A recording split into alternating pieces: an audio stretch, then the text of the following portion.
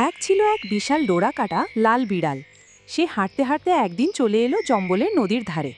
চারদিকে সবুজ গাছপালা আর ঝকঝকে পানির টলমল শব্দ। কৌতূহলী চোখে বিড়ালটি নদীর ভেতর তাকিয়ে রইল। হঠাৎ নদীর ভেতর থেকে ধীরে ধীরে বেরিয়ে এলো এক বিশাল কুমির। তার ঝকঝকে সবুজ আঁশ, বড় বড় দাঁত আর চকচকে চোখ দেখে বিড়ালটি ভড়কে গেলেও সাহস করে দাঁড়িয়ে রইল। কুমির আর বিড়াল মুখোমুখি দাঁড়িয়ে গেল নদীর ধারে। দুজনেই একে অপরকে গভীরভাবে দেখছে।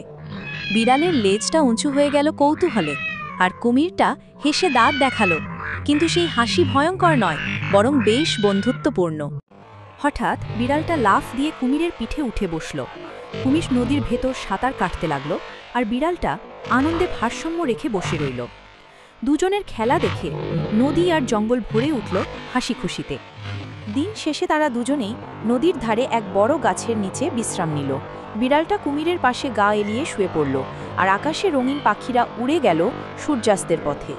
তাদের গল্পটা প্রমাণ করে, সত্যিকারের বন্ধুত্ব কখনো আকার বা রূপ দেখে হয় না।